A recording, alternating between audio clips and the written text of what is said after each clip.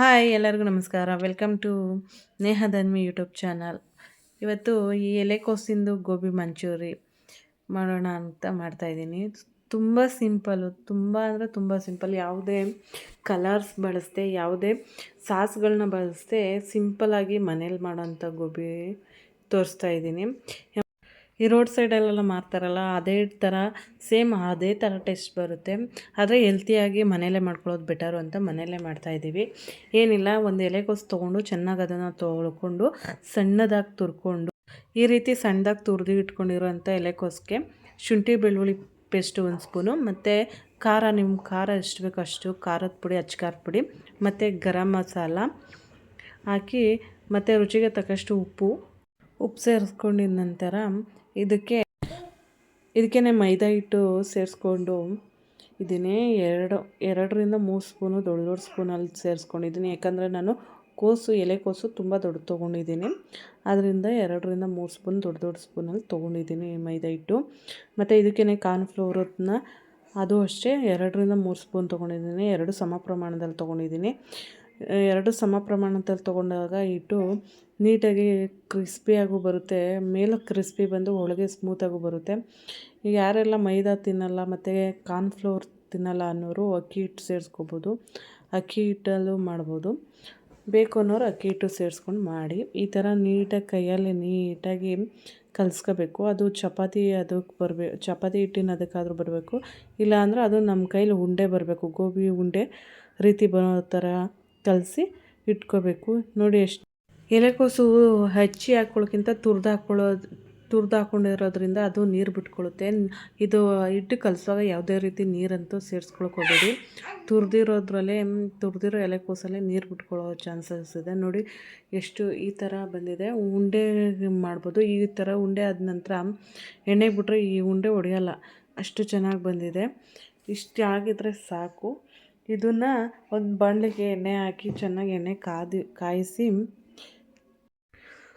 ಈ ರೀತಿ ಕಾಯ್ದಿರೋಂಥ ಎಣ್ಣೆಗೆ ಲೋ ಫ್ಲೇಮ್ ಮಾಡಿಕೊಂಡು, ನಿಮಗೆ ಎಷ್ಟು ಗಾತ್ರದ್ದು ಬೇಕೋ ಅಷ್ಟು ತುಂಬ ದೊಡ್ಡದು ಬೇಡ, ತುಂಬ ಚಿಕ್ಕದು ಬೇಡ ಅಂತ ನಾನು ಮೀಡಿಯಮ್ಮಾಗಿ ಹಾಕ್ತಾಯಿದ್ದೀನಿ. ನೋಡಿ ಯಾವ ರೀತಿ ಹಾಕ್ತಾಯಿದ್ದೀನಿ, ಒಂದು ಉಂಡೆನೂ ಹೊಡೆಯುತ್ತಾ ಇಲ್ಲ, ಅಷ್ಟೇ ನೀಟಾಗಿ ಬಂದಿದೆ.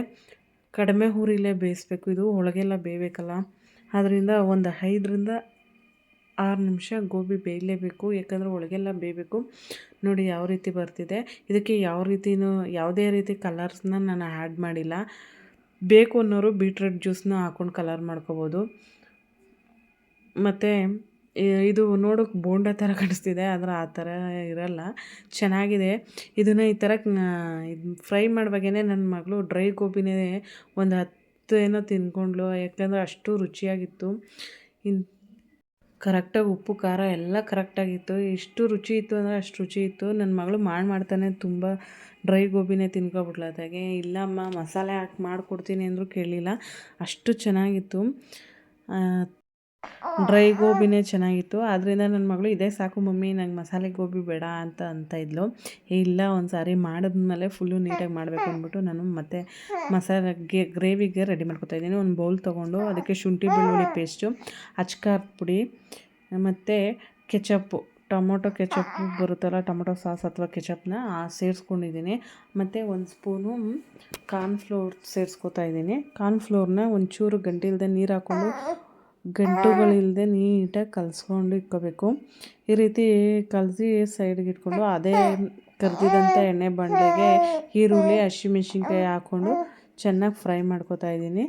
ಇದು ಚೆನ್ನಾಗಿ ಫ್ರೈ ಆದ ನಂತರ ಇದಕ್ಕೆ ಬೇಕಾದರೆ ಆನಿಯನ್ದು ಫ್ಲೇವರು ಸೇರಿಸ್ಕೋಬೋದು.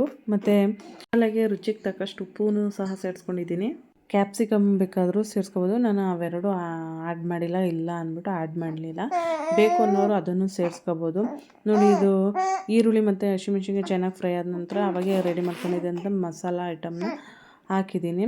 ಮತ್ತು ಈ ಮಸಾಲ ಗ್ರೇವಿ ಕಾರ್ನ್ಫ್ಲೋರ್ ಹಾಕಿರೋದ್ರಿಂದ ತಳ ಹಿಡಿಯೋ ಚಾನ್ಸಸ್ ಇರುತ್ತೆ, ಅದಕ್ಕೆ ಕೈ ಬಿಡದೇ ಚೆನ್ನಾಗಿ ಫ್ರೈ ಮಾಡ್ಕೋಬೇಕು.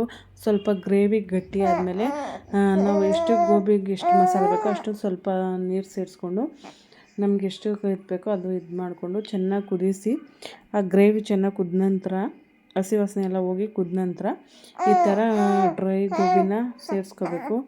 ಡ್ರೈ ಗೋಬಿ ಡ್ರೈ ಗೋಬಿನ ಮಸಾಲೆಯಲ್ಲಿ ಚೆನ್ನಾಗಿ ಬೇಯಿಸ್ಕೊಂಡು ಒಂದು 5ರಿಂದ 6 ನಿಮಿಷ ಅಷ್ಟೇ ಸಾಕು, ಚೆನ್ನಾಗಿ ಬೆಂದಿರುತ್ತೆ. ಮಾತ್ರ ಟೇಸ್ಟ್ ಮಾತ್ರ ಚೆನ್ನಾಗಿ ಬಂದಿತ್ತು. ನಾನು ಇದಕ್ಕೆ ಯಾವುದೇ ಸೋಯಾ ಸಾಸ್ ಆಗಲಿ ಕಲರ್ ಆಗಲಿ ಯಾವುದೇ ವಿನಿಗರ್ನೂ ಸೇರಿಸಿಲ್ಲ. ಮನೇಲಿರುವಂಥ ಐಟಮಲ್ಲೇ ಸಿಂಪಲಾಗಿ ಯಾವ ರೀತಿ ಮಾಡೋದು ಅಂತ ತೋರಿಸಿದ್ದೀನಿ. ನಿಮಗೂ ಇಷ್ಟ ಆದರೆ ಬೇಕಾದ್ರೆ ಒಂದು ಸಾರಿ ಟ್ರೈ ಮಾಡಿ ನೋಡಿ. ಮಾತ್ರ ಟೇಸ್ಟ್ ಮಾತ್ರ ತುಂಬ ಚೆನ್ನಾಗಿ ಬಂದಿತ್ತು. ನನ್ನ ಮಗಳೂ ಚೆನ್ನಾಗಿ ಒಪ್ಕೊಂಡು ಇದೇ ರೀತಿ ಯಾರೆಲ್ಲ ಈ ವಿಡಿಯೋ ಇಷ್ಟ ಆಯಿತು ಪ್ಲೀಸ್ ಒಮ್ಮೆ ಟ್ರೈ ಮಾಡಿ ನೋಡಿ. ನಮ್ಮ ಚಾನಲ್ಗೆ ಸಬ್ಸ್ಕ್ರೈಬ್ ಆಗಿ, ಲೈಕು, ಕಮೆಂಟು, ಶೇರ್ ಮಾಡಿ. Thank you.